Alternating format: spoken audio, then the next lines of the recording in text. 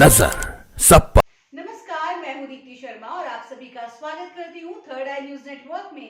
आइए सीधे रुख करते हैं अभी तक की 10 बड़ी खबरों का। प्रधानमंत्री मोदी ने दक्षिण भारत से कश्मीर तक छुआ, बोले कांग्रेस ने तुष्टीकरण पत्र जारी किया। प्रधानमंत्री नरेंद्र मोदी ने बिहार के नवादा में एक वोट की ताकत बताई। उन्होंने बताया कि इसी वोट की ताकत के कारण दुनिया के देशों में भारत का डंका बज रहा है। उन्होंने कहा कि वोट की ताकत के कारण ही हमने 3 तलाक खत्म कर दिए। भारत को आंख दिखाने वाले आटे के लिए भटक रहे हैं। उन्होंने मोदी की गारंटी की चर्चा करते हुए राम मंदिर, धारा 370 समेत केंद्र की राष्ट्रीय जनतांत्रिक गठबंधन सरकार के कामों को याद दिलाया। उन्होंने राम मंदिर की प्राण प्रतिष्ठा में नहीं जाने पर इंडी अलायंस के नेताओं को निशाने पर लिया। उन्होंने कहा कि रामनवमी आ रही है, ऐसा पाप करने वालों को भूलना नहीं है। ओवैसी के खिलाफ लड़ रही माधवीलता को आपकी अदालत में देख पीएम मोदी भी हुए फैन। जनता से कहा, आप भी देखिए। प्रधानमंत्री नरेंद्र मोदी ने आज आगामी लोकसभा चुनाव 2024 में हैदराबाद से भाजपा उम्मीदवार माधवीलता की तारीफ की। माधवीलता ऑल इंडिया मजलिस-ए-इत्तेहाद उल मुस्लिमीन पार्टी प्रमुख और सांसद ओवैसी के खिलाफ चुनाव लड़ रही हैं। पीएम मोदी ने भाजपा उम्मीदवार माधवीलता के आपकी अदालत के एपिसोड की तारीफ की है। माधवीलता के आपकी अदालत वाले एपिसोड को पीएम मोदी ने शानदार कहा और जनता से उसको देखने की गुजारिश की। मानहानि वाले नोटिस के बाद अब सीएम सुक्खू के खिलाफ एफआईआर दर्ज करने की मांग। कांग्रेस के बागी ने लिखा लेटर। हिमाचल प्रदेश में लोकसभा चुनाव को लेकर सियासी सरगर्मियां चरम पर हैं। दोनों प्रमुख राजनीतिक दलों भाजपा और कांग्रेस के बड़े नेता एक दूसरे पर जमकर निशाना साध रहे हैं। सीएम सुक्खू अपनी चुनावी जनसभाओं में कांग्रेस के बागी पूर्व विधायकों पर करोड़ों रुपए में बिकने के आरोप लगा चुकी हैं। इससे आहत होकर धर्मशाला उपचुनाव में भाजपा के उम्मीदवार सुधीर शर्मा ने मुख्यमंत्री सुक्खू पर एफआईआर दर्ज करने की मांग की। इससे पहले वो मानहानि का नोटिस भी भेज चुके हैं।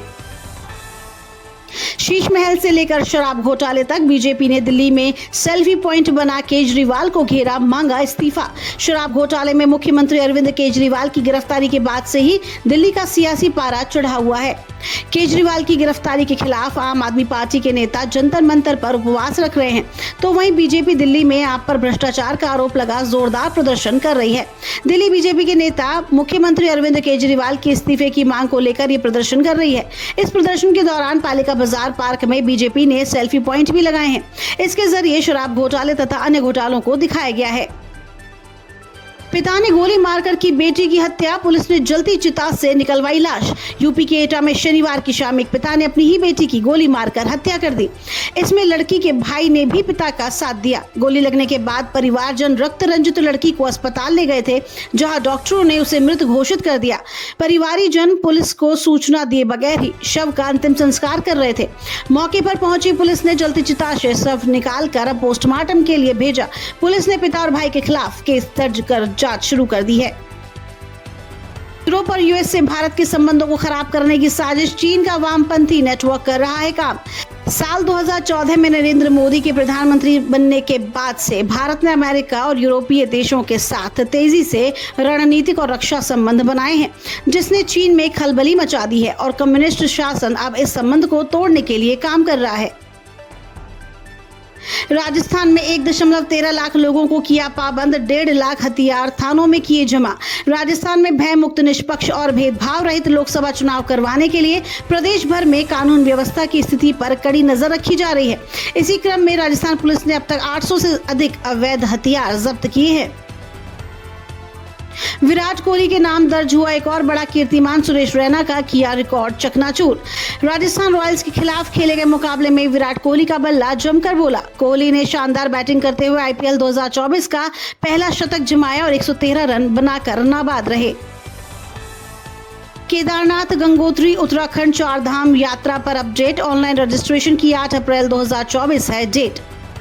उत्तराखंड 4 धाम यात्रा पर जाने वाले यात्रियों के लिए बड़ा अपडेट सामने आया है। यूपी, राजस्थान, दिल्ली, एनसीआर, गुजरात, महाराष्ट्र आदि राज्यों से केदारनाथ, बद्रीनाथ, गंगोत्री समेत 4 धामों पर जाने वाले यात्री अब ऑनलाइन रजिस्ट्रेशन करवा सकेंगे।